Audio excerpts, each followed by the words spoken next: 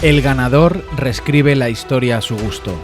El repetido dicho es perfecto para resumir lo que Estados Unidos perpetró con la actuación del teniente de navío Domingo Montes Regueiferos el 11 de mayo de 1898. Aunque dicha jornada la poderosa armada norteamericana se retiró escocida de la bahía de Cárdenas tras recibir un buen puntapié en la espinilla propinado por una minúscula escuadrilla armada con más gónadas que cañones, los de las Barras y las Estrellas contaron al mundo una versión bien distinta de lo acontecido. Doloridos tras haber sido humillados por una flota de muchísimo menor porte, los yanquis, o gringos como los llaman nuestros hermanos de la antigua España americana, conducidos por el capitán Chapman C. Todd, atribuyeron el resultado del combate a la presencia de potentes baterías ocultas en la bahía. Debieron verlas ellos, o suponerlas más bien, pues la realidad es que allí apenas había 3 barquichuelos hispanos destinados a labores de vigilancia y no a combatir contra una de las armadas más potentes de la época. Para desgracia de nuestro renqueante imperio, en el que ya empezaba a ponerse el sol tras sublevaciones y revueltas, la falacia cuajó y, aunque no perdimos la contienda, sí dejamos de combatir por el recuerdo de aquellos compatriotas, héroes a cuya cabeza se hallaba Montes. Para entender por qué llegamos hasta aquel heroico 11 de mayo, vamos a retrasar el calendario unos cuantos meses. A comienzos de 1898, el año en que las posesiones españolas al otro lado del Atlántico empezaron a suponer un auténtico quebradero de cabeza para el sobrepasado y escaso de liquidez gobierno peninsular.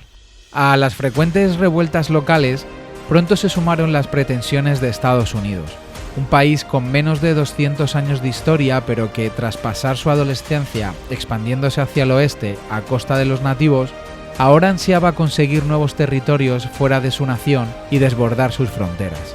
¿Y dónde podría dirigir su flamante potencial bélico y adquirir nuevas posesiones de forma rápida? Tocaba mover ficha, y Estados Unidos lo hizo de la mejor forma que sabía, abriendo la billetera. Así, tanto el presidente James K.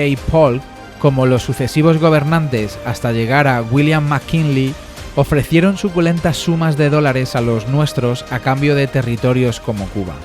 De esta forma se hizo patente la máxima que años antes había hecho James Monroe durante su etapa como líder del país: Cuba y Puerto Rico son apéndices naturales de Estados Unidos.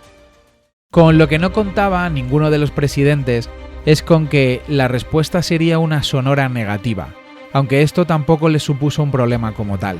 En 1897, después de que España declinara con recelo la ayuda envenenada que Estados Unidos le ofrecía para resolver el problema cubano, exigía el fin de la contienda y se ofrecía como mediadora entre los contendientes, McKinley intensificó su campaña de colaboración con los territorios díscolos.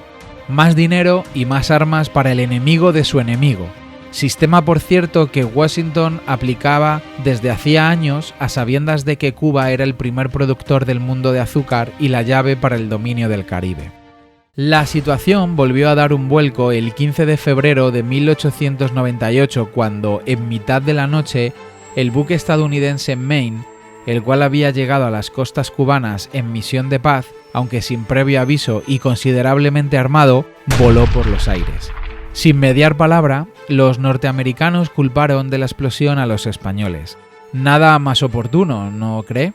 Aunque no tardó en demostrarse que todo había sido un desafortunado accidente. Con el levantamiento del acorazado, según se sabe, la destrucción fue debida a la explosión de uno de los compartimentos herméticamente cerrados que se usaban para almacenar las municiones. Pero a Estados Unidos le vino como anillo al dedo esta catástrofe, pues gracias a ella pudo iniciar las hostilidades y preparar a sus hombres para tomar las ansiadas posesiones españolas al otro lado del globo. El 25 de abril los norteamericanos, tal como ansiaban, firmaron la declaración de guerra. Esa infausta jornada comenzó de manera habitual para los españoles presentes en el puerto industrial de Cárdenas, ubicado no muy lejos de Matanzas, al norte de Cuba. A pesar de que corría el riesgo de ser uno de los primeros objetivos de la flota estadounidense, la Marina apenas contaba con recursos para ubicar en él un destacamento de 3 buques menores. Los dos primeros barquichuelos en cuestión eran sendas lanchas a vapor, la Ligera y la Alerta, de escasas 42 toneladas y equipadas, según los expertos, con un cañón en proa de 42 milímetros y una ametralladora en popa de 37 milímetros. Además, contaba con una dotación de unos 20 hombres cada uno, menos de un tercio de la tripulación que necesitaba su hermano mayor, el destructor Furor, también de la Armada Española, para funcionar de forma adecuada, destructor que además contaba con 4 cañones de entre 57 y 75 milímetros, 2 ametralladoras Maxim y 4 tubos lanzatorpedos. El armamento que había en la bahía de Cárdenas era casi irrisorio comparándolo con el que portaba el Furor en la batalla naval de Santiago de Cuba. Pero era lo que había, y lo que tenían a su disposición los tenientes de navío Antonio Pérez Rendón, a los mandos de la Ligera, y Luis Pasquín y Reynoso, en la Alerta. La tercera pata de la defensa de la bahía de Cárdenas era el Antonio López, un remolcador de 68 toneladas que, tras ser construido en Estados Unidos, había llegado a manos españolas en 1895 tras pasar por la Compañía Transatlántica. A pesar de su escaso armamento, un cañón Nordenfeldt de 57 milímetros, este bajel era todo un veterano, pues había ayudado a acabar con varios intentos de insurrección en la isla y había colaborado en el ataque de otras tantas posiciones enemigas. Un currículum más que extenso. Lo mismo sucedía con su capitán, el versado y olvidado teniente de navío Domingo Montes Regueifeiros, un marino experimentado cuya extensa hoja de servicios es narrada de forma más que pormenorizada por el investigador Alfonso Ceballos Escalera y Gila en su biografía elaborada para la Real Academia de Historia. En la misma se especifica tanto la ingente cantidad de destinos que había atesorado este marino, más de una decena de navíos desde que embarcara en la fragata Asturias una década antes, como su labor científica en tierra durante un breve regreso a España. Montes sirvió en el Observatorio de San Fernando y en el Arsenal de la Carraca antes de regresar a La Habana. El 25 de abril, poco después de la declaración de guerra, la US Navy inició el esperado acoso contra el puerto de Cárdenas. Lo hizo con un pequeño sondeo para saber las fuerzas que atesoraba España en la bahía. Tras desplazarse hasta la región con un contingente de 4 bajeles de considerable porte, el comodoro William T. Sampson envió hacia el puerto a un torpedero, el Foot, con órdenes de dar algo de guerra. Contra este buque, un verdadero gigante si se compara con sus contrarios, sus 150 toneladas y 3 piezas de artillería así lo atestiguan, salió la Ligera. Y lo cierto es que el resultado fue un combate de película en el que Rendón, con una decena de disparos, puso en fuga a un enemigo que, de 70 tiros, tan solo acertó 1. Pero aquello era tan solo un aperitivo de lo que se les venía encima. El 8 de mayo continuó la fiesta, aunque esta vez al son de otros 2 barcos estadounidenses ávidos de expulsar de allí a nuestra escasa flota. El ataque corrió a cargo del torpedero Erickson y su escolta, el crucero Castín. Otra vez uno de los nuestros se enfrentó a ellos, aunque en este caso fue el Antonio López, de Montes, muy bien situado en el llamado Canalizo de las Monas, donde tenía alcance y visión de toda la bahía, pero era difícil de localizar.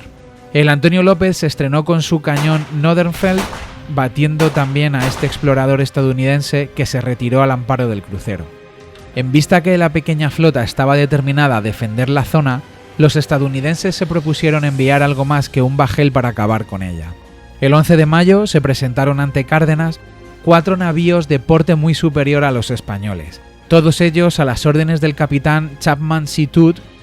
Estos eran los cruceros Wilmington y Machias, de más de 10.000 toneladas cada uno y armados con 10 piezas de artillería, 8 de las mismas de 102 milímetros. El torpedero Winslow TB5, gemelo del Foot, y el remolcador Hudson con 2 cañones de 57 milímetros. Pocos, sí, pero muy bien armados. Todd, que ondeaba su bandera en el Wilmington, ordenó atacar a plena luz de ese mismo día por las bravas. Tan solo se quedó fuera de la bahía cubriendo la retirada el Machias y solo debido a su mayor calado. Ante aquella vista, la Ligera y la Alerta se retiraron, con viento fresco, hacia una zona menos profunda. De esta forma, los bajeles estadounidenses no podrían atacarles. Pero no ocurrió lo mismo con el Antonio López de Montes, al que le era imposible por sus dimensiones. Así pues, el teniente de navío dispuso a sus hombres para hacer frente a todo aquello con la moral bien alta y un intachable valor. Tocaba apechugar. A las 13:35 el Winslow se destacó sobre el resto de sus camaradas y quiso descerrajar una andanada a Montes. Pero la tripulación española estaba versada ya en una infinidad de combates y se adelantó con 2 disparos antes de que el enemigo pudiera lanzar sus torpedos. Fue un desastre para los estadounidenses. El primero dio de lleno en la pierna del comandante Bernardoux y el segundo inutilizó el sistema de gobierno del barco. Al ver que la presa se revolvía, sus 2 compañeros iniciaron un cañoneo incesante que, a pesar del tronar, apenas consiguió su objetivo.